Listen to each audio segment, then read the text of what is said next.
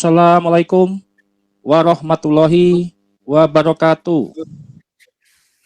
Salam sejahtera buat kita semuanya, sahabat Charlie dimanapun berada, dari Sabang sampai Merauke, dari Pulau Miangas sampai dengan Pulau Rote, semoga selalu dalam keadaan sehat walafiat dan dalam lindungan Allah Subhanahu wa Ta'ala. Amin, amin ya Robbal 'Alamin. Amin. Ya, pada materi kita malam hari ini, materi yang tertunda 3-4 hari yang lalu, alhamdulillah kita bisa hadir dalam podcast. Di sini kita live 2 channel, live Papa Zara dan live-nya Gembulikum. Dan selamat datang kepada netizen atau fans dari Guru Gembul, dan selamat datang netizen ataupun fans dari Papa Zara Insight. Ya, pada malam hari ini tema yang akan kita ambil adalah Khurafat Ba'alawi dan ancaman terhadap akidah Ahlussunnah wal Jamaah. Guru Gembul dan Gus Aziz Jazuli membongkar fakta di balik kitab-kitab Ba'alawi. Tentunya kalau kita flashback ke belakang ya, hari ini kita hadirkan langsung Guru Gembul dengan Gus Aziz Jazuli yang akan membantah, membongkar ajaran-ajaran Khurafat Ba'alawi, dan tak lepas daripada masa sebelumnya di tahun 2024 kalau tidak salah pertengahan tahun ya, Guru Gembul yang menggoncang Robito Alawiyah waktu itu ya, dengan perdebatan terkait hegemoni, kekuasaan, dan kultus Habib selama di Indonesia, beserta dengan perilaku-perilaku habaib yang dinilai bertolak belakang dengan akidah Ahlussunnah wal Jamaah. Dan kemudian di ujung akhir tahun 2025, Gus Aziz Jazuli bersama Kiai Haji KRT Nur Ihya Hadinegoro itu menerbitkan buku yang berjudul Membongkar Ajaran Khurafat Habib Ba'alawi, yang jumlah halamannya adalah 690 halaman, di mana teman-teman baik dari channel Gembulikum ataupun Papa Zara yang belum memiliki bukunya itu bisa berpesan di deskripsi video yang ada di dalam podcast kita pada malam hari ini. Kemudian apa yang terjadi di dalam awal Guru Gembul itu mengguncang Robito Alawiyah, kemudian setahun setelahnya itu terbongkar sudah ajaran Ba'alawi ini yang kita hampir bahas setiap hari, setiap malam, itu bertentangan dengan akidah Ahlussunnah wal Jamaah. Dan bahkan ini sangat menyesatkan ya, menyesatkan umat gitu kan, terlebih bagi yang memahami gitu ya. Kemudian yang akan kita bahas hari ini tentunya seluruh teks ya, seluruh tulisan yang ada di dalam 60 kitabnya Ba'alawi yang dibedah, dibredeli, dibongkar menjadi satu paket ekonomis buku yang diterbitkan oleh Gus Aziz Jazuli. Mungkin Pak Guru Gembul juga sudah memilikinya, sudah sambil membaca gitu ya. Dan tentunya Gus Aziz Jazuli ini adalah alumni dari Universitas Al-Aqaf ya, di Tarim. Dan beliau ini guru-gurunya bahkan itu para habaib. Nah, hari ini Gus Aziz Jazuli ternyata berbalik arah untuk melawan hegemoni dari Ba'alawi, bahkan melawan daripada gurunya sendiri gitu ya, yang sudah pernah kita bahas sebelum-sebelumnya. Ya, untuk pada sesi awal ini saya akan memberikan kesempatan kepada Gus Aziz Jazuli untuk menyampaikan bagaimana sejarah ini terbentuknya buku, kemudian daripada sebelumnya di Tarim punya guru Habib ya, kemudian hari ini Gus Aziz dengan berani membongkar ajaran-ajaran yang terdapat di dalam buku-buku Ba'alawi yang jumlahnya itu 455, dan itu baru 5% ternyata dari seluruh khurafat yang ada di dalam kitabnya Ba'alawi. Untuk waktu saya persilakan, monggo, silakan Gus Aziz Jazuli. Ya, terima kasih Mas Charlie. Assalamualaikum warahmatullahi wabarakatuh. Salam sejahtera untuk kita semua, salam sejahtera untuk seluruh saudara-saudaraku sebangsa dan setanah air. Sahabat-sahabat Mas Charlie ya, Papa Zara Insight, dan juga sahabat-sahabat Gembulikum dimanapun berada. Alhamdulillah dalam kesempatan ini kita dibersamai oleh Pak Guru Gembul ya. Saya suka itu dengan kritik-kritik yang beliau sampaikan, baik itu yang kaitannya dengan keagamaan atau politik atau sosial ataupun hal-hal yang lainnya ya. Nah, jadi terima kasih Guru Gembul sudah membersamai kami, Pak Guru. Dan sebagai jawaban dari pertanyaan yang disampaikan oleh Mas Charlie ya dalam kesempatan kali ini. Nah, tentu teman-teman semua dan juga banyak atau mungkin yang belum tahu bahwa saya ini memiliki rekam jejak, yaitu belajar di dua lembaga pendidikan yang dimiliki oleh Habib. Dan tentu sebagai seseorang yang belajar dan menuntut ilmu, tentu tidak melihat atau dalam berbicara keilmuan itu dia tidak akan mengedepankan perasaannya. Karena memang seorang yang memiliki tujuan untuk belajar khususnya belajar agama, tentu yang memiliki tentu tujuannya adalah mencari kebenaran. Nah, sehingga hal inilah salah satu dari sekian motif-motif yang membuat diri saya untuk aktif di dalam mengkritisi hal-hal yang berkaitan dengan Ba'lawi, baik itu dari sisi nasabnya, baik itu dari sisi ajarannya, ataupun dari hal-hal yang lain mengenai pembelokan sejarah dan lain sebagainya ya. Nah, tentu ini sebagai saya sebagai umat Islam dan juga yang telah diajari oleh para guru-guru saya untuk membela kebenaran.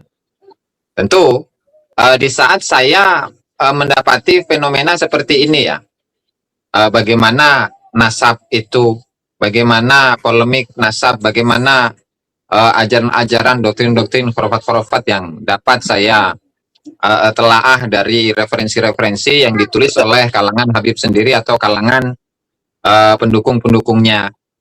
Jadi seperti tadi yang disampaikan oleh Mas Charlie terkait buku Membongkar Khurafat Habaib Ba'lawi yang mencakup 455 khurafat. Itu adalah murni yang diambil dari buku-buku yang ditulis atau kitab-kitab yang ditulis oleh Ba'lawi sendiri. Nah, karena memang kalau kita melihat bagaimana isi, bagaimana ajaran yang dituliskan dalam buku-buku tersebut, nah ini banyak hal yang kita temui bertentangan dengan syariat Islam, di mana isinya ada yang menyetarakan tokoh-tokoh dari para leluhur Ba'lawi ini yang disetarakan dengan Allah Subhanahu wa Ta'ala, bahkan lebih dari Allah Ta'ala. Ada yang disetarakan dengan Nabi, bahkan lebih dari Nabi. Apalagi golongan seperti sahabat Nabi, tabi'in, dan lain sebagainya, itu sudah hal yang lumrah di kalangan mereka ya.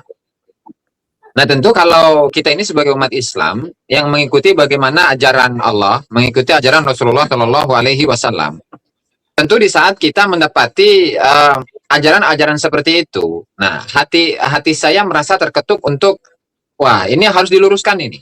Nah, artinya dalam menyusun buku ini, saya niatkan untuk meluruskan ajaran-ajaran yang saya nilai itu merupakan ajaran-ajaran yang bertentangan dengan syariat Islam, bertentangan dengan ayat Al-Quran atau hadis Nabi Muhammad SAW.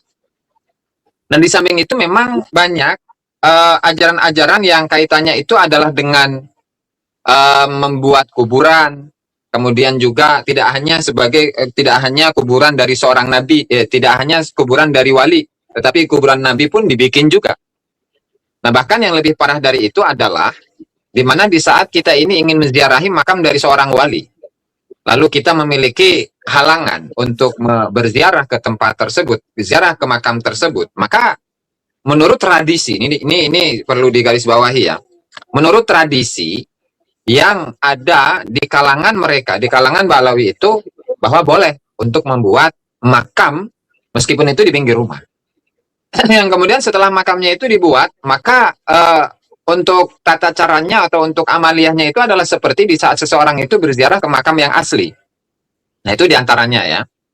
Nah, kemudian juga bagaimana ajaran rasisme, bagaimana ajaran mengklaim diri mereka sebagai orang-orang yang suci meskipun melanggar syariat, itu pun juga tidak boleh dikritisi. Begitu juga bagaimana glorifikasi kepada leluhur-leluhur mereka yang luar biasa hebatnya, begitu, seperti yang seringkali disampaikan atau saya sampaikan dan teman-teman pun banyak yang mengetahuinya. Nah, sehingga ada 2 poin lah. Yang pertama adalah meluruskan ajaran yang ada dalam kitabnya Ba'lawi ini supaya sesuai dengan ajaran yang diajarkan oleh Rasulullah Shallallahu Alaihi Wasallam.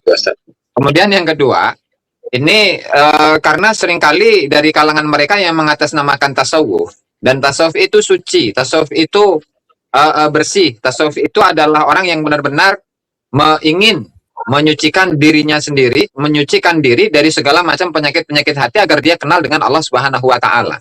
Nah, sehingga itulah dua target ini diantaranya yang menjadi motivasi saya untuk menyusun buku Membongkar Khurafat Habaib Balawi yang saya susun bersama dengan Kiai Haji Nur Ihya. Mungkin untuk prolognya itu dulu, Mas. Yang nanti bisa disambung dengan diskusi gitu ya. Baik, di dalam kitab Balawi ini ya, bagi beberapa kategori, bahkan dari seluruh literatur kitab Balawi ini sangat menjelaskan dan sangat gamblang bahwa kita sudah bisa menyimpulkan arah daripada ajaran Balawi ini kemana. Bahkan di dalam kitabnya pun tercantum penghinaan kepada sahabat Nabi. Nah, tentunya kalau kita melihat konteks penghinaan kepada sahabat Nabi, kita bisa ambil sebuah kesimpulan bahwasanya ajaran ini mendekati ajaran Syiah, di mana Syiah itu mengkafirkan dan melaknat sahabat Nabi. Dan itu tercantum di dalam kitab-kitabnya Balawi. Kita langsung membukanya saja di bagian penghinaan kepada sahabat Nabi. Untuk sebelum itu, sebelum materi, kita akan mendengar terlebih dahulu tanggapan daripada Guru Gembul terkait ajaran Balawi ini yang banyak menyimpang daripada akidah Ahlussunnah wal Jamaah. Silakan, monggo Pak Guru Gembul. Assalamualaikum warahmatullahi wabarakatuh. Waalaikumsalam warahmatullahi wabarakatuh. Saya ingin mencoba untuk menjadi objektif dan netral sama seperti biasanya. Jadi saya akan memulai narasi dari sejarah kenapa Balawi bisa menyimpang dalam tanda kutip secara akidah dan syariah. Jadi ceritanya begini, pada abad ke-8, abad ke-9, dan abad ke-10, tasawuf itu berkembang di dunia Islam sebagai reaksi atas betapa kecewanya orang-orang Muslim terhadap politik, militer, dan sistem sosial yang ada di dunia Islam. Jadi khalifah-khalifah yang tidak terlalu berkuasa, tetapi kemudian mereka bergelimang harta, orang-orang fakir miskin masih ada, tetapi orang-orang kaya juga ada dan tidak memberikan sedekahnya dan sebagainya. Kemudian ada perdebatan-perdebatan fikih yang sangat mengerikan, sampai ada seorang ulama besar, Ibnu Jarir At-Tabari, itu yang meninggal karena dilempari batu oleh sesama Muslim hanya gara-gara dia mengikuti pendapat Imam Hanafi di atas pendapat Imam Ahmad bin Hambal misalkan. Ada peristiwa-peristiwa yang sangat brutal, yang sangat mengerikan di zaman itu, sehingga banyak di antara kaum muslimin yang diantaranya adalah para ulama yang memutuskan untuk agak menjauhi dari nilai-nilai atau dari ajaran-ajaran fikih. Mereka tuh mulai menjauh, dan ketika mereka menjauh maka didapatilah ada teori-teori tasawuf yang sudah dikembangkan diantaranya oleh Imam Al-Qushairi, kemudian Imam Al-Junaid dan sebagainya. Nah, ketika banyak orang-orang yang berbondong-bondong masuk ke dalam tasawuf, kemudian diajarkan bagaimana kedekatan diri dengan Tuhan, bagaimana kita bisa berinteraksi dengan alam, bagaimana kita bisa menyucikan diri, bagaimana cara kita membaikkan budi pekerti kita dan sebagainya. Nah, ajaran-ajaran ini tuh karena dia dilatari oleh kekecewaan terhadap dimensi sosial, maka dia juga cenderung agak menjauhi dari tradisi-tradisi fikih. Dan karena agak jauh dari tradisi-tradisi fikih, maka pada akhirnya muncul kelompok-kelompok tasawuf yang ekstrim. Seperti diantaranya adalah Abu Yazid Al-Bustami dan Al-Halaj. Al-Halaj sampai mabuk cinta ilahi dan kemudian mengatakan bahwa saya adalah Allah Subhanahu wa taala, bahwa saya adalah Al-Haq gitu. Dan seterusnya dan seterusnya. Nah, ini orang-orang sufi kemudian berpikir gimana caranya untuk bisa mendekatkan diri kepada Allah Subhanahu wa taala, gimana caranya untuk tetap kritis terhadap pemerintah dan terhadap duniawi, gimana caranya agar kita tuh bisa menjadi orang yang baik dan benar-benar bisa menikmati cinta kasih Allah, tapi kita tidak terjerumus seperti yang terjadi pada Al-Halaj dan Al-Bustami yang syatahatnya itu begitu mengerikan. Nah, beberapa abad kemudian masalah ini tuh terpecahkan, yaitu dengan munculnya Imam Abu Hamid Al-Ghazali. Imam Abu Hamid Al-Ghazali itu yang kemudian bikin semacam eh, yang merumuskan dasar-dasar torekot atau torikoh. Nah, tarekat-tarekat itu sejak saat Imam Abu Hamid Al-Ghazali itu bikin, dia jadi seorang sufi di akhir hayatnya, kemudian setelah itu dia mulai mengajarkan metodologi berorganisasi dalam tasawuf itu, dan akhirnya bermunculanlah tarekat-tarekat. Salah satu yang kemudian paling pertama, tarekat pertama dan paling signifikan dampaknya, itu adalah tarekat yang dikembangkan oleh seorang yang kita sebut sebagai wali, Syekh Abdul Qadir Al-Jailani atau Al-Jilani, karena berasal dari Jilan. Nah, Syekh Abdul Qadir Jailani ini bikin tarekat dan kemudian diikuti oleh kelompok-kelompok yang lain. Wah, Al-Jailani sukses dalam hal itu untuk membaikkan manusia, sukses untuk menyelamatkan manusia dari dosa dan seterusnya. Akhirnya banyak orang yang bikin. Tetapi masalahnya adalah seiring berjalannya waktu, tarekat-tarekat itu berkembang dan mulai bersaing satu sama lain. Nah, persaingan-persaingan ini tuh akhirnya ada yang menyebabkan di antara tarekat-tarekat itu tetap di jalan yang lurus, ada yang berusaha untuk menghalalkan segala cara untuk memperkuat tarekatnya, untuk memenangkan persaingan. Nah, di antaranya itu adalah tarekat Alawiyah, tarekat yang dipegang oleh kelompok Ba'alawi. Nah, kelompok Ba'alawi dengan tarekat Alawiyahnya itu mencoba untuk mempromosikan kepada orang-orang bahwa wali di kalangan mereka itu lebih istimewa, lebih baik, karomahnya lebih banyak, bahkan lebih unggul daripada Syekh Abdul Qadir Jailani. Makanya di dalam cerita-cerita khurafat yang kemudian dituliskan oleh Kang Aziz itu, betapa besar keinginan mereka untuk merendahkan pihak lain.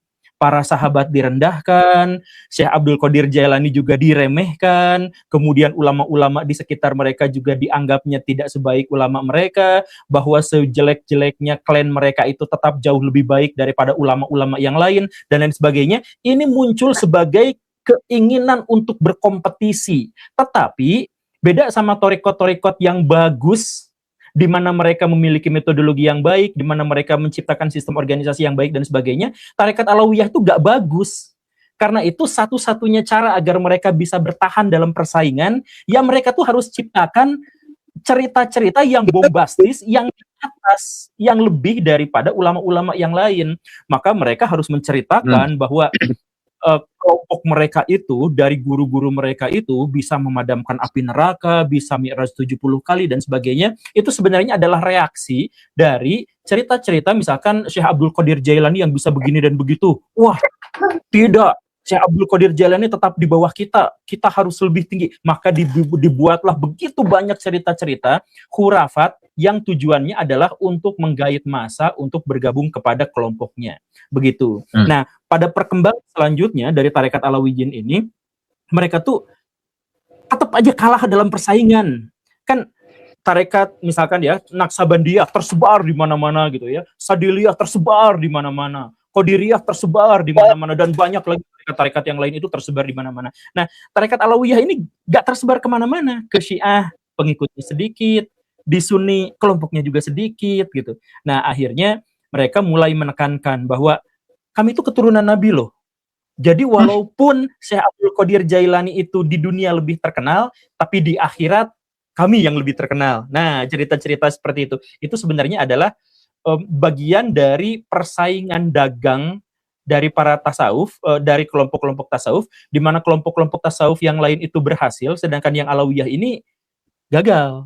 Nah, mereka kemudian satu, mereka mengaku keturunan Nabi. Oke, itu lumrah ya. Kemudian yang kedua, mereka bikin ajaran baru bahwa keturunan Nabi itu spesial, privilege, bahwa mereka tuh punya hak dan kewajiban yang berbeda dengan masyarakat muslim yang lain. Kemudian mereka bikin peraturan lagi bahwa mereka tuh harus disembah, harus dipuja.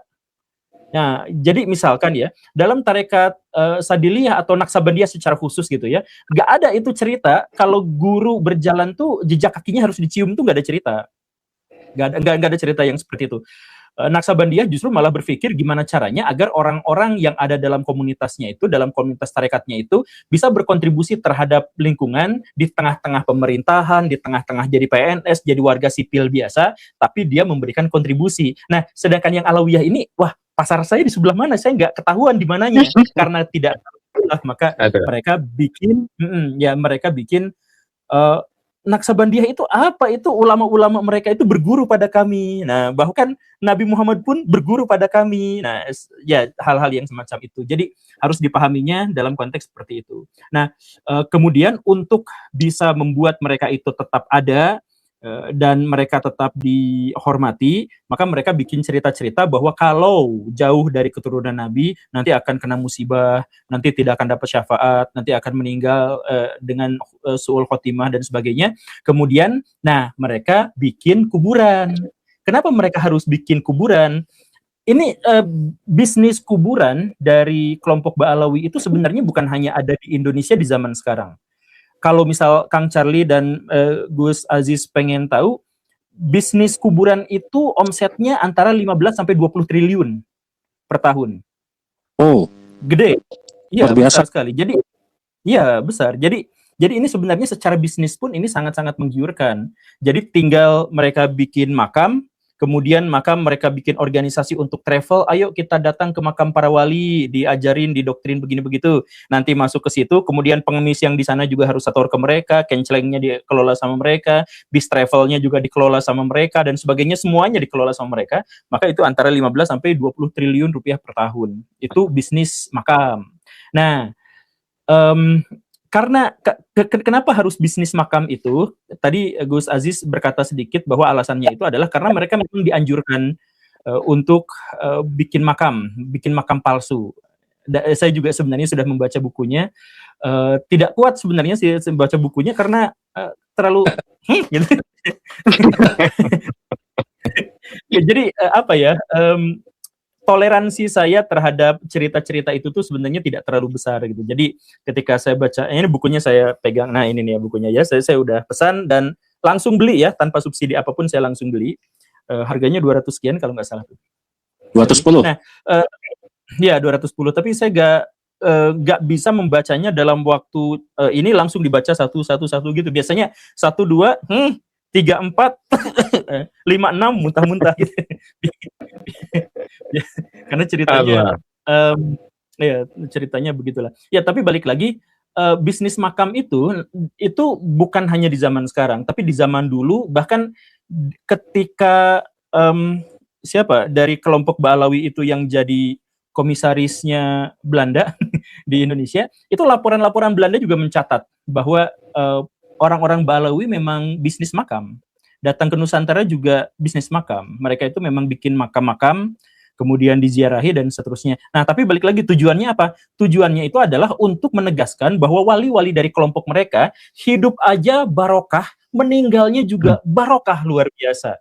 Hidupnya aja bisa mengantarkan kita ke sorga, meninggalnya seluruh doa-doa kita itu bisa dikabulkan sama mereka. Biar apa? Biar datang ke makamnya dan gak usah datang ke makam yang wali yang lain, karena mereka tuh kan cemburuan. Mereka tuh ada dalam persaingan. Masa Syekh Abdul Qadir Jailani didatangin? Masa Sunan Gunung Jati itu makamnya didatangin?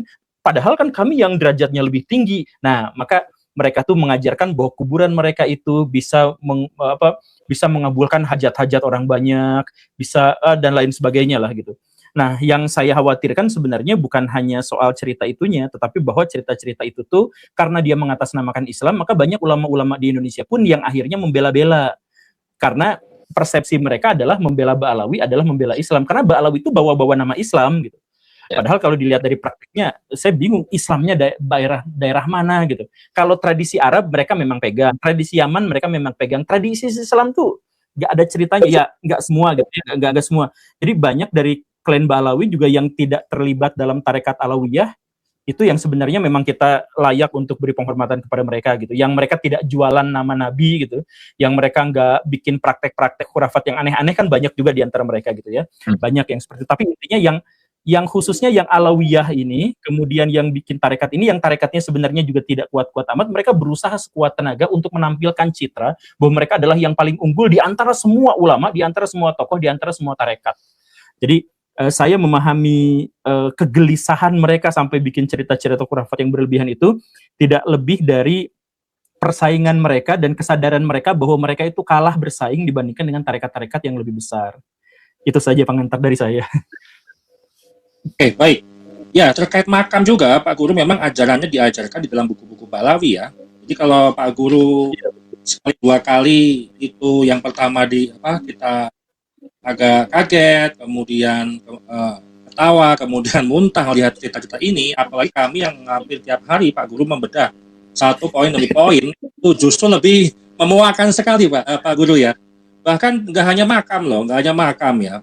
Contoh ludah ajaib saja, ludah keramat loh.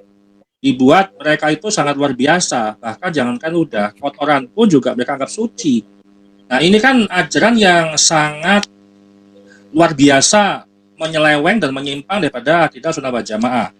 Termasuk saat itu menyinggung tadi yang sampaikan Pak Guru Syekh Abdul Qadir Al-Jailani, itu juga terdapat di kitabnya Balawi, merendahkan para ulama. Syekh Abdul Qadir Al-Jailani wafat yang tahun 561 Hijri dan Imam Al-Ghazali yang wafat 505 Hijri itu bisa mengaji kepada Habib Abdurrahman As-Saigaf yang wafat tahun 819 Hijriah. Nah, artinya ini adalah melompat kepada time travel, maju ke depan 300 tahun yang akan datang. Ini ajaran yang sangat tidak masuk akal dan sangat menyesatkan. Nah, ini yang harus kita ketahui dan harus kita pahamkan juga kepada masyarakat di bawah gitu ya. Oke, sekarang kita ke Gus Aziz Jazili untuk menanggapi yang disampaikan oleh Pak Guru Gembul dan juga beberapa satu mungkin ya yang bisa disampaikan hurufat yang berkaitan dari tadi Pak Guru Gembul. Monggo silakan Gus Aziz. Siap. Jadi ini bukan mengkritisi, karena yang disampaikan oleh Pak Guru itu ya sesuai dengan apa yang saya yakini juga dan yang saya telusuri juga gitu ya. Jadi sedikit tadi ada pembahasan mengenai bagaimana tarekat Syekh Abdul Qadir, kemudian bagaimana tarekatnya tarekat Naqsyabandiyah ataupun tarekat-tarekat yang lain yang memang mereka itu memiliki popularitas yang cukup tinggi, cukup besar di kalangan umat Islam di berbagai negara. Tetapi pada faktanya memang untuk tarekat Alawiyah ini adalah satu tarekat yang perkembangannya itu sangat minim kalau dibandingkan dengan tarekat-tarekat yang lain, dan pengikut mereka juga ya khusus di kalangan mereka sendiri. Nah, hanya ada satu kejanggalan. Ada beberapa kejanggalan yang diantaranya adalah bahwa yang klaim bahwa pendiri tarekat Alawiyah itu adalah sosok yang bernama Muhammad bin Ali Al-Faqihil Muqaddam, Al-Faqihil Muqaddam. Yang ini merupakan salah satu leluhur dari Habaib sekarang, dan dia ini diklaim sebagai seorang yang luar biasa hebat dari sisi ilmu, dari sisi amal, dari sisi berbagai sisi lah. Yang kewaliannya pun juga tidak terbandingi oleh siapapun. Yang kemudian ternyata kalau kita telusuri banyak referensi-referensi, buku-buku sejarah, buku-buku manakib dan seterusnya, ternyata kita tidak mendapati klaim kebesaran namanya di masa lalu, baik itu buku-buku yang ditulis oleh para sejarawan Yaman, sejarawan Hijaz, sejarawan Mesir, sejarawan Irak dan seterusnya. Itu tidak kita dapati sama sekali. Nah, sehingga begini Pak Guru, saya sedikit memiliki kecurigaan ya kepada Syekh Ali bin Abu Bakar As-Sakron yang merupakan penulis dari buku Al-Burqatul Musyiqah itu, yang tentu buku Al-Burqatul Musyiqah adalah sebuah buku yang sebenarnya bertujuan untuk menjelaskan bagaimana sanad keilmuan ya, sanad keilmuan atau sanad dalam tasawuf, sanad khirqah itu dalam tasawuf. Nah, artinya di saat Ali bin Abu Bakar As-Sakron ini menyusun sebuah buku yang memang tujuannya adalah untuk memperkenalkan kepada publik bagaimana sanad yang dimiliki oleh kalangan Ba'alawi ini, itu adalah sebuah sanad yang kalau dibandingkan dengan sanad-sanad yang lain itu tidak akan bisa dibandingi. Yang mana sanadnya itu ada dua jalur sebenarnya. Yang satu sanad yang disambungkan sanad khirqah ya, sanad tasawuf, sanad thariqah yang bersambung dari leluhur. Artinya misalkan Faqihil Muqaddam Muhammad bin Ali dari bapaknya, dari kakeknya, dari buyutnya, terus sampai kepada Rasulullah Shallallahu Alaihi Wasallam. Nah, kemudian yang satunya itu adalah sanad yang disambungkan kepada Syekh Abdul Qadir Al-Jilani melalui jalur Syekh Abu Madian. Nah, jadi kisahnya adalah bagaimana Syekh Abu Madian yang merupakan salah satu dari muridnya Syekh Abdul Qadir Al-Jilani juga, yang kemudian dia ini sebelum wafat berwasiat untuk menitipkan atau menyampaikan satu potong kain khirqah ya dalam tasawuf itu untuk diberikan kepada anak kecil yang masih muda yang umurnya itu 15 tahun.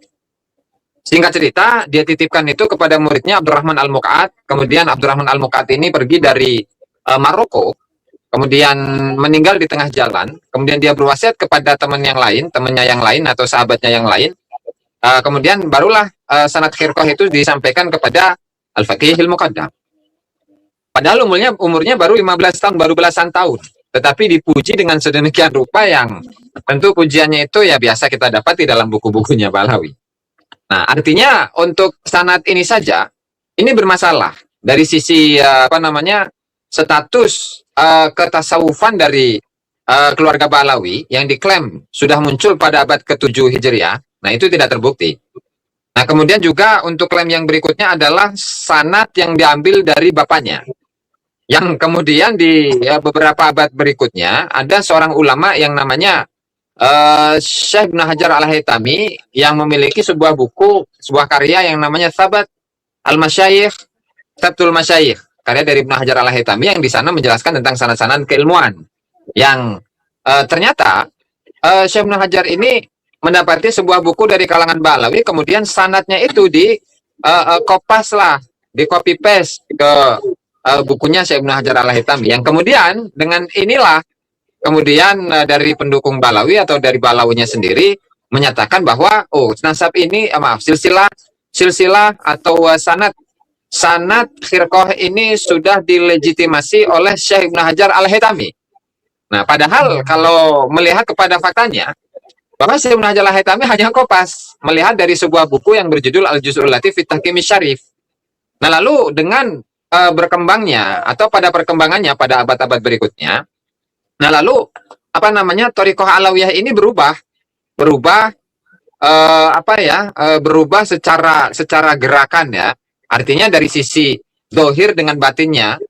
Nah, thariqah Alawiyah dari sisi zahirnya itu seperti thariqahnya Imam Ghazali. Kemudian secara batinnya itu seperti thariqah Asyadili. Nah, jadi artinya serba cangkok gitu. Dari sisi zahirnya, amaliyah zahirnya itu mencangkok dari Imam Ghazali. Dari sisi batinnya itu kepada Al-Imam Asyadili. Nah, cuma di awalnya tadi yang saya ceritakan itu kepada Syekh Abu Madian Al-Maghribi, Syuaib Al-Maghribi. yang kalau mengacu kepada salah satu dari kalangan Ba'alawi sendiri yang bernama Abdurrahman bin Mustafa Al-Attas itu, nah dia mengkritisi bahwa sebenarnya sanad thariqah atau sanad khirqah yang dimiliki oleh Ba'alawi ini bermasalah. Yang dimiliki oleh keluarga besarnya ini bermasalah. Kenapa? Ya karena kalau ditelusuri mulai dari Abu Madian, kita lacak satu persatu dari muridnya itu tidak ada yang bernama Abdurrahman Al-Muqad. Apalagi kemudian dia memberikan sebuah pesan atau wasiat untuk menyampaikan atau memberikan dan mengantarkan khirqah tasawuf ini kepada Al-Faqihil Muqaddam. Nah, sehingga dengan berbagai macam alasan yang mereka sampaikan, bagaimana kebesaran dari Al-Faqihil Muqaddam yang diglorifikasi oleh para anak keturunannya. Ya padahal untuk tokoh atau sosok dari Faqih Muqaddam sendiri itu adalah sosok yang fiktif. Tidak pernah ditemukan di dalam buku-buku sejarah. Nah, artinya secara logika, bagaimana kita ini bisa mempercayai atau mengikuti sebuah thariqah di mana pendirinya saja itu adalah orang yang tidak pernah dilahirkan di muka bumi ini. Ya karena memang untuk kelahiran atau pencetusan thariqah Alawiyah ini sebenarnya adalah pada abad ke-9, yaitu melalui tangan Ali bin Abu Bakar As-Sakron itu. Nah, tentu ini akan berbeda di saat kita itu meneladani atau mengkaji karya-karya pemikiran-pemikiran yang dimiliki oleh Syekh Abdul Qadir Al-Jilani misalkan, atau Syekh Ahmad Rifai misalkan, atau Syekh Bahauddin An-Naqsyabandi, ataupun tokoh-tokoh sufi yang lainnya, di mana mereka itu tidak hanya sebagai sosok historis yang pernah ada di masa lalu, tetapi mereka itu pun juga berkarya buat umat, untuk kemaslahatan umat, untuk mencerdaskan umat, dan juga untuk memperkenalkan Tuhan, memperkenalkan Allah Subhanahu wa Ta'ala kepada umat. Nah, tetapi kalau kita perhatikan dengan thariqah Alawiyah ini, itu saya rasa malah kebalikan. Gimana? Jadi bukan untuk memperkenalkan Allah Subhanahu wa Ta'ala atau Tuhan kepada umat, tetapi justru sebaliknya adalah untuk memperkenalkan keluarga mereka kepada umat dan agar umat Islam itu mencintai keluarga mereka. Nah, tentu ini aduh, tentu bertentangan lah dengan ajaran Allah Subhanahu wa Ta'ala, ajaran Rasulullah, di mana manusia itu pada hakikatnya sama. Semua manusia itu sama. Mau yang kulitnya hitam, mau yang dari suku mana, dari bangsa mana, semuanya sama. Yang menjadi ukuran kemuliaan seseorang itu tidak ada lagi kecuali ketakwaannya. Mungkin itu tambahan dari saya itu, Mas Charlie, untuk untuk Pak Guru ya. Oke, baik. Mangga. Yang saya soroti itu adalah dana 20 triliun ya, artinya dalam setahun dalam bisnis makam itu kalau misalkan disalurkan kepada yang bermanfaat itu jauh lebih bagus gitu ya. Harusnya kan memang mereka itu pendatang kok malah mengambil manfaat terhadap di bumi. Harusnya pendatang itu ya investasi, kemudian membangun ekonomi daerah tertinggal atau memberikan sebuah infrastruktur. Nah, maka dari itu temuan yang Pak Guru sampaikan tadi 20 triliun tadi 1 tahun itu menguatkan indikasi kenapa ulama-ulama NU itu mati-matian membela nasab Balawi. Saya menemukan 5 indikasi kuat. Yang pertama adalah ketergantungan ekonomi dakwah. Banyak ekosistem dakwah, majelis, haul, pesantren, dan event-event keagamaan yang bertumpu pada figur Habib Balawi sebagai magnet jamaah, memberikan jamaah yang banyak, ludak. Ini yang selalu diglorifikasikan oleh kibin-kibin. Kehilangan legitimasi nasab berpotensi menurunkan nilai ekonomi dakwah itu. Kemudian kedua, ekonomi ataupun monetisasi simbolik dan otoritas warisan. Jadi nggak hanya YouTube yang bisa dimonetisasi, namun dalam ekonomi dan otoritas warisan pun juga dapat dimonetisasi gitu ya. Nasab Balawi berfungsi sebagai modal simbolik. Ulama NU yang beraliansi dengan simbol-simbol ini juga menikmati legitimasi itu, akses jamaah, pendanaan kegiatan majelis, dan posisi sosial. Apalagi terkait dengan ziarah makam Habib di berbagai daerah dengan menamakan menjadi haul kota, haul Tegal, haul Gresik, haul Malang, haul Tantu, dan seterusnya. Kemudian ketiga, stabilitas ekosistem keagamaan lama. Pembongkaran nasab atau membongkar ajaran khurafat Ba'alawi dianggap mengancam tekanan ataupun tatanan lama struktur sanad, hierarki ulama Habib, dan pola kepatuhan jamaah, sehingga akan mengurangi jamaah yang loyal, jamaah yang taklid, jamaah yang patuh terhadap. Yang keempat, ketakutan kehilangan kontrol publik. Diskursus ilmiah membuka ruang rasionalisasi publik. Ini berbahaya bagi otoritas yang selama ini bertahan lewat sakralisasi dan bukan argumentasi. Dan yang kelima adalah absennya kapasitas metodologis. Sebagai pembela, tidak memiliki kompetensi genealogis atau metodologi sejarah yang memadai, sehingga memilih jalur moralistik daripada akademik, sehingga mereka jarang sekali menyentuh secara metodologis dalam membantah tesis. Nah, ini sepertinya Pak Guru sudah membaca hal itu, mungkin lebih di generalisasi ulama-ulama ini kok yang ada di Indonesia ini sangat mati-matian membela para Balawi ini dari sudut pandang Pak Guru. Monggo silakan Pak Guru.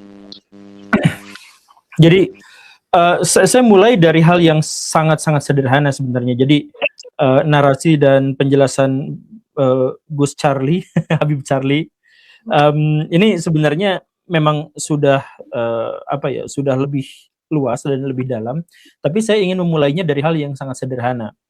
Begini, pertama, kenapa Habaib itu bersembunyinya di belakang Nahdlatul Ulama, NU? Karena NU itu lebih cenderung untuk kultural daripada struktural. Jadi mereka tuh kultur dulu, jadi jauh sebelum Nahdlatul Ulama didirikan, cara beragama Islam Nusantara itu sudah ada di Indonesia. Nah, kemudian ketika sudah ada, baru dibuka strukturnya. Nah, jadi keberagaman kultur-kultur masyarakat Nahdlatul Ulama itu mendahului strukturnya. Nah, karena itu, maka mereka itu lebih mudah untuk disusupi. Jadi saya mohon maaf, kelompok-kelompok yang kejawen itu juga sebenarnya banyak di kalangan Nahdlatul Ulama. Kemudian kelompok-kelompok, bahkan kelompok yang kapitaya juga sebenarnya banyak yang bersembunyi di Nahdlatul Ulama. Nah, termasuk juga dalam hal ini adalah kelompok-kelompok Ba'alawi. Saya agak keberatan sebenarnya tadi dengan pernyataan Pak Charlie yang mengatakan mereka itu kan pendatang seharusnya memberikan kontribusi terhadap daerah yang dia datangin. Saya tidak mau menjadi lebih rasis, misalkan saya tidak pernah mempermasalahkan Habaib itu keturunan siapa gitu. saya mempermasalahkannya itu adalah bahwa klaim mereka bahwa keturunan mereka itu sakral. Nah, itu yang jadi masalah.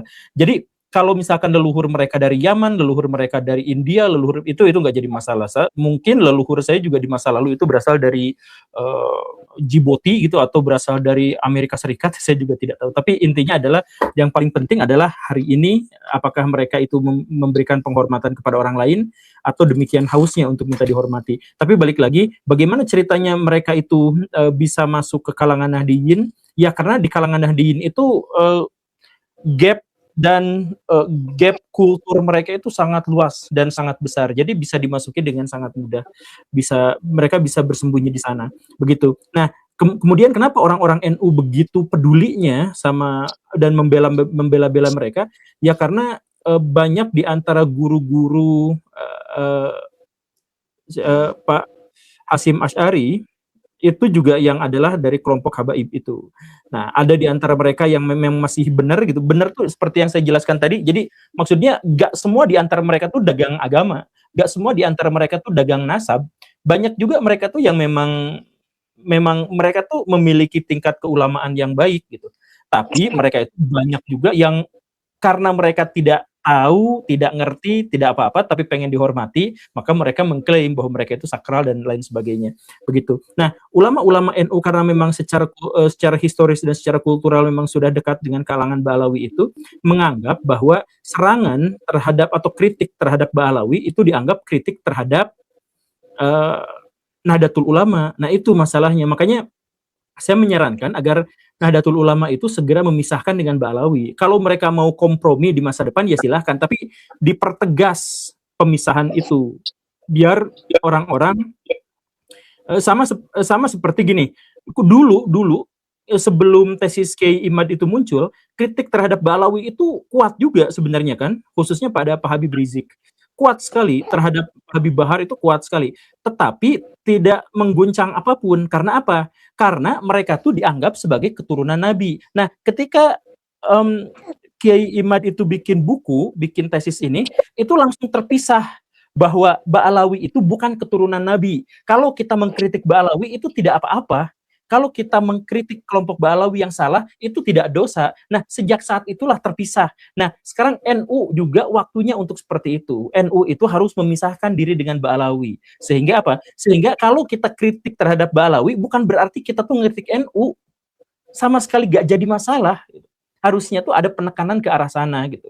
Nah, cuman sekarang memang apa ya, yang pro terhadap Ba'alawi dari kalangan-kalangan ulama ya kebanyakan yang dari NU juga gitu. Nah, itu masalahnya gitu. Karena salah satu yang ini penjelasan, saya mohon maaf kalau misalkan dianggap menghina, tapi penjelasan psikologisnya adalah seperti ini.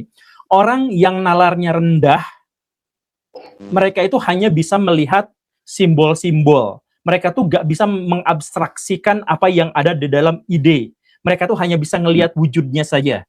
Jadi misalkan gini, Kang Charlie, dengan posisi yang seperti itu, jalan kaki dari terminal ke masjid pakai pakaian batik, tidak pakai peci, tidak pakai apa, hanya pakaian batik dan celana saja. Kang Charlie akan dibiarkan. Tapi sekarang Kang Charlie melakukan perjalanan yang sama, pakai sorban, kemudian pakai gamis, itu banyak orang yang cium tangan di tengah jalan, Kang. Itu dijamin. Karena orang-orang bernalar rendah, itu adalah orang-orang yang tidak melihat kepribadian, tidak melihat ide, tidak melihat pemikiran, tidak melihat gagasan. Yang bisa mereka tangkap saking rendahnya nalar mereka, hanya simbol-simbol saja. Nah, jadi ketika Ba'alawi tahu bahwa banyak di antara nalar masyarakat kita yang rendah, mereka cukup ganti simbol dan akhirnya mereka dihormati. Pak Habib Rizik itu kan dulunya dagang minyak, pakai baju batik biasa saja, kemana-mana tuh pakai baju batik. Dia nggak punya latar pesantren, bahkan dia sekolahnya di sekolah Kristen misalkan.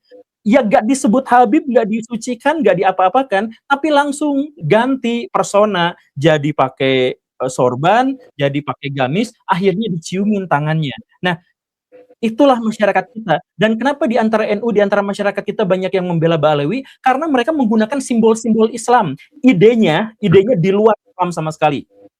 Ide dari Ba'alawi itu di luar dari Islam sama sekali. Tetapi karena mereka simbolnya adalah simbol Islam, pakai tasbih kemana-mana, kemudian ngomongnya setengah Indonesia, setengah Arab, kemudian hidungnya juga kebetulan memang mancung-mancung, kalah saya, saya minder sama mereka dalam hal hidung. Kemudian bahwa mereka, karena semuanya itu menggunakan simbol-simbol agama, mereka ceramah menggunakan simbol-simbol agama, pokoknya mah semuanya simbol. Dan karena itulah mereka tuh banyak yang ngebela orang-orang bernalar rendah karena menganggapnya simbolnya sama dengan simbol Islam, walaupun idenya bertentangan.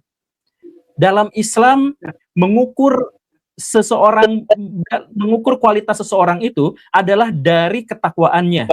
Itu prinsip Islam. Sama Ba'alawi diubah berdasarkan keturunan. Nah, itu idenya bertentangan dengan Islam.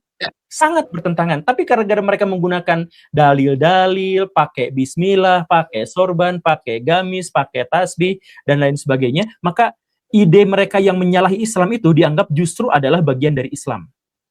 Ini salah satu fitnah Dajjal itu kan karakteristiknya seperti itu. Yang bukan Islam jadi kelihatan Islam, yang Islam kelihatan bukan Islam. Atau misalkan contoh yang lain, di dalam tradisi Islam yang paling ekstrim, ini dalam tradisi Islam yang paling ekstrim. Misalkan Al-Halaj, pas ditanya, kamu siapa? Allah. Allah. Dia menyebut segala sesuatu dengan sebutan Allah. Lalu murid-muridnya mengkonfirmasi, kenapa menyebut segala sesuatu dengan Allah? Saking cintanya terhadap Allah Subhanahu wa Ta'ala, maka yang bisa disebutkan itu adalah Allah saja. Begitu kan? Nah, itu adalah bagian dari Islam yang paling ekstrim. Kita anggap itu adalah yang paling ekstrim ya, syatahatnya. Nah, Ba'alawi kebalik. Saking cintanya pada Habib, ketika ditanya malaikat mungkar dan nangkir, cukup jawabannya Habib. Saking cintanya pada Habib, maka segala sesuatu diganti jadi nama Habib. Nah, jadi balik lagi ya, bahkan ide Islam yang paling ekstrim sekalipun, itu adalah saking cintanya pada Allah, maka yang dikatakan hanya Allah. Ini saking cintanya pada Habib.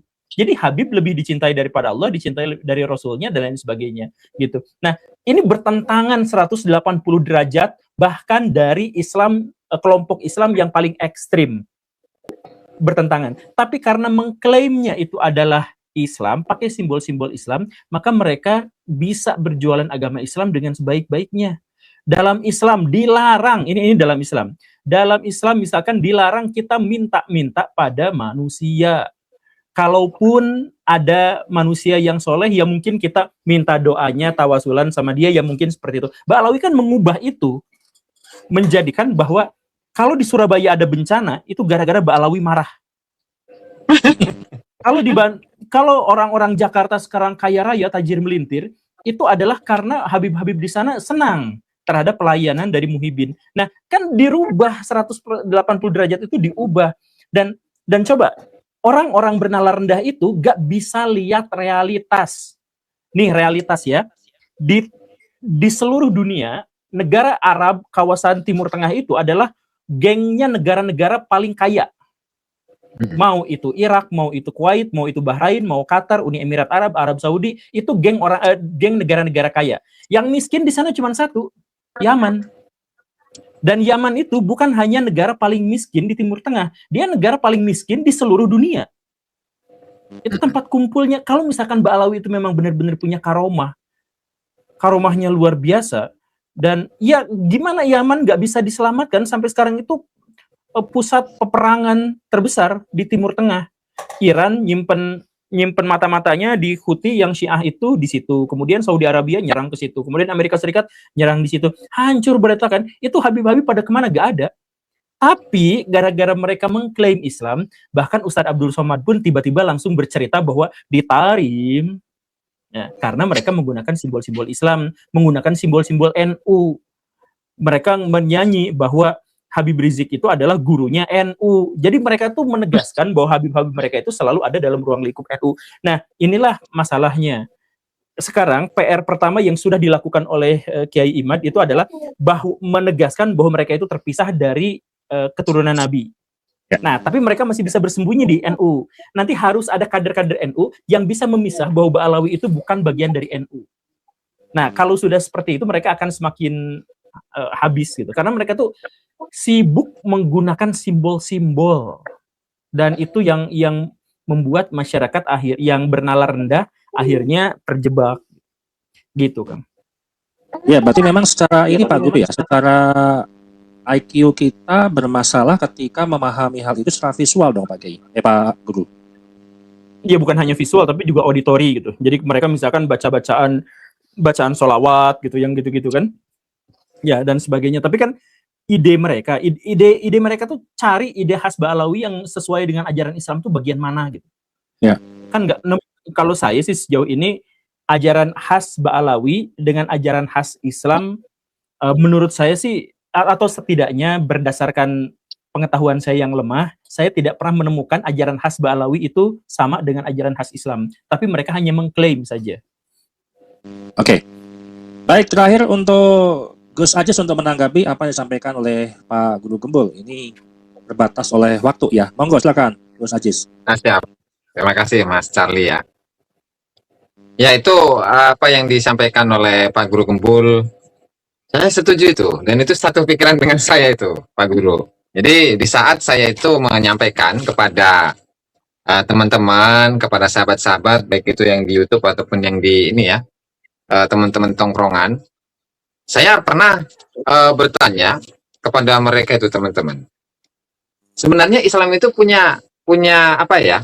Punya seragam nggak sih? Punya baju nggak sih? Apakah seseorang ketika memakai peci hitam atau peci putih, kemudian surban, udeng, kemudian jubah, pakai tongkat, pakai tasbih segala macam, lalu kemudian dia disebut sebagai Islam? Kapan? Sehingga kapan baju itu bisa baju itu menyatakan syahadat asyhadu an la ilaha illallah wa asyhadu anna Muhammadar Rasulullah. Sehingga kemudian di saat orang-orang Nusantara di masa lalu ya, mereka memakai belangkon, kemudian memakai batik, kemudian baju-baju adat. Lalu orang-orang Nusantara itu disebut sebagai orang-orang yang tidak beragama. Mereka dianggap sebagai orang yang masih kejawen gitu. Orang yang masih menyekutukan Allah, kemudian orang yang berjubah, bersurban dan seterusnya itu dianggap sebagai orang Islam. Nah, artinya permasalahannya itu adalah pada pola pikir sebenarnya di kalangan umat Islam, dan secara khususnya itu adalah warga NU, masyarakat NU. Jadi kan memang kenapa masyarakat NU atau warga NU itu begitu percayanya dengan Habib akan status mereka sebagai zuriyah Rasulullah Shallallahu Alaihi Wasallam. Sebenarnya masyarakat NU itu saking cintanya mereka kepada Rasulullah Shallallahu Alaihi Wasallam itu, Pak Guru. Karena apa? Karena di saat ada seseorang yang dikenal sebagai keturunan Rasulullah Shallallahu Alaihi Wasallam, berarti kan masih ada kaitannya dengan Rasulullah. Nah, sehingga untuk membuktikan rasa cinta mereka kepada Rasulullah itu, maka yang mereka lakukan adalah memuliakan para habib-habib itu. Nah, hanya kemudian oleh mereka inilah yang dimanfaatkan. Yang pada awalnya mereka tidak terlalu dikenal di kalangan masyarakat, kemudian tokoh-tokoh NU, kiai-kiainya itulah, kiai-kiai NU itulah yang memperkenalkan kepada masyarakat, mempromosikan kepada masyarakat, sehingga pada akhirnya di saat Habib itu sudah tenar di suatu tempat lantaran promosi dari seorang kiai NU, kiai yang mempromosikan dirinya itu malah ditendang. Dan ini fakta. Saya mendapati satu kiai di daerah Jawa Tengah, di mana saat Habib, ada seorang Habib lah yang awal-awalnya tidak terkenal pada tahun pada tahun 90-an kurang lebihnya itu. Di mana sudah Habib gini, antum ikut saya saja, nanti akan saya promosikan kepada masyarakat, agar masyarakat itu kenal bahwa antum itu Habib, antum itu dzurriyyah Rasulullah, dan seterusnya dan seterusnya. Sehingga berjalanlah setahun, 2 tahun, 3 tahun dan seterusnya. Pada akhirnya masyarakat itu kenal, kemudian percaya, kemudian pengikut dari Habibnya itu banyak. Nah, tapi pada akhirnya kiai itulah yang disingkirkan oleh Habibnya. Padahal sang kiai itulah yang dia itu mempromosikan Habib kepada masyarakat, memperkenalkan kepada masyarakat, dan juga dialah yang mempromosikan di sana sini, yang pada akhirnya masyarakat itu kenal dengan dia. Nah, artinya ini setidaknya menjadi satu pembelajaran bagi kita. Nah, jadi ini saya kurang tahu ya. Ini saya mengatakan ini sebagai oknum, artinya ini oknum. Meskipun oknumnya itu banyak, katanya jumlahnya sangat banyak gitu, Pak Guru. tetapi secara mayoritas itu ya seperti itu. Nah, dan memang di sebelum masa atau sebelum adanya polemik nasab ini yang digerakkan oleh Kiai Haji Imaduddin Usman Al-Bantani melalui tesisnya, para Kiai Nusantara itu seringkali direndahkan, seringkali dianggap remeh lah. Kemudian di setiap acara itu pasti Kiai itulah yang berada di paling pinggir atau paling bawah gitu. Nah, tetapi dengan adanya polemik nasab ini, setidaknya dari kalangan mereka itu sadar loh. Sehingga di setiap acara-acara, misalkan hall-hall ya, meskipun yang di hall itu adalah kota gitu, ada hall Solo, ada hall Tegal, hall Gresik, dan seterusnya, yang mengisi terlebih dahulu itu adalah kiai kita dulu, kiai Nusantara dulu, meskipun statusnya itu muhibbin gitu ya, orang yang sangat cinta kepada Habib, bukan cinta kepada Allah ya, sangat cinta kepada Habib. Nah, kemudian 1, 2, 3 kiai, baru setelah itu Habibnya. Kalau itu dulu tidak kita dapati sama sekali itu. Nah, artinya ya, sebagai penulis sekalian menjadi closing statement barangkali Mas Charlie ya, bahwa saya yang ini seharusnya menjadi sebuah pelajaran bagi kita semua, bahwa saya ini kan alumni dari lembaga pendidikannya Habib di Jawa Timur 4 tahun, kemudian di Hadramut di Tarim selama 6 tahun setengah. Saya saja bisa loh, artinya untuk memisahkan ini, mana hal-hal yang berkaitan, hal-hal yang bertentangan dengan ajaran Allah Subhanahu wa taala, ajaran Rasulullah, ajaran Islam, dan mana yang bukan ajaran Allah atau bertentangan dengan ajaran Allah dan bertentangan dengan Islam. Padahal seharusnya saya inilah orang yang terdepan dalam membela Habib, baik dari sisi nasabnya ataupun ajarannya. Nah, tetapi pada faktanya saya justru membela apa yang Allah Ta'ala perintahkan kepada kita untuk membela kebenaran. Nah, sehingga karena Allah Ta'ala memerintahkan kita untuk membela kebenaran, dan jangan sampai kita ini menyamarkan kebenaran dengan kebatilan sehingga kita meninggalkan kebatilan. Sementara kita tahu. Nah, sehingga saya secara pribadi, ini berani untuk mengungkapkan kebenaran yang saya sampaikan kepada publik. Nah, sementara orang-orang yang masuk dalam kategori muhibbin ya, mungkin mereka nggak selama saya gitu. Kalau saya selama 10 tahun belajar di tempatnya Habib, bahkan di tempat ibu kotanya Habib, tapi saya berani untuk meluruskan gitu. Nah, kenapa mereka yang mungkin tidak pernah belajar di tempatnya Habib atau tidak pernah belajar di tempat pusatnya Habib, tidak berani untuk meluruskan mereka, baik dari sisi ajaran, baik dari sisi ideologi, baik dari sisi doktrinnya, atau bahkan dari sisi nasabnya. Mungkin itu yang dapat saya sampaikan, Mas Charlie. Terima kasih atas kesempatannya. Assalamualaikum warahmatullahi wabarakatuh. Waalaikumsalam. Baik, ada tambahan Pak Guru atau cukup? Tambahan sedikit. Oke. Saya merekomendasikan buku ini buat obat stres. Insya Allah buku ini bisa tambah stres. Buat para komedian, ini bisa jadi bahan untuk stand up komedi, ini juga insya Allah bisa. Buat orang yang jual obat di terminal, di stasiun, ini juga bisa menginspirasi. Karena banyak sekali cerita-cerita yang saya yakin sekali cerita-cerita itu tuh ya, tapi sejujurnya ya, walaupun saya merekomendasikannya, untuk saya pribadi, saya tidak bisa membaca buku ini terlalu lama. Tapi sekali lagi, kita harus hargai orang yang menulis buku ini. Kita anggap sebagai buku ini adalah bagian dari jihad untuk untuk melawan lelucon-lelucon yang keterlaluan gitu. Ya, itu silakan beli buku ini Baraya ya, beli dagang, silakan beli ini di online di mana-mana banyak. Tapi buat yang terlalu serius itu tidak direkomendasikan kan, nanti bikin stres luar biasa, asli stres itu ya. Terima kasih, itu saja. Assalamualaikum warahmatullahi wabarakatuh. Waalaikumsalam warahmatullahi wabarakatuh.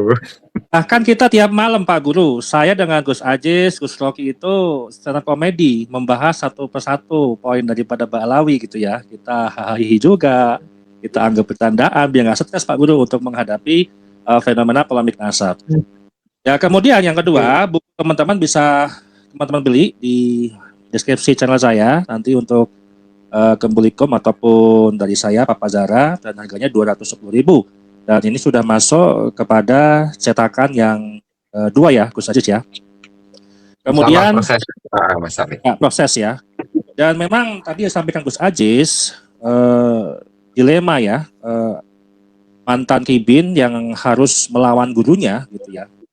Jadi ini fenomena daripada kibin yang membelot terhadap kebenaran, memilih gurunya ataupun kebenaran. Nah, sungguh beruntung sekali Pak Guru yang tidak pernah menjadi kibin gitu ya, karena saya pun juga pernah menjadi kibin gitu ya. Dan ini adalah sebuah kebenaran yang harus ditegakkan dari siapapun gitu ya.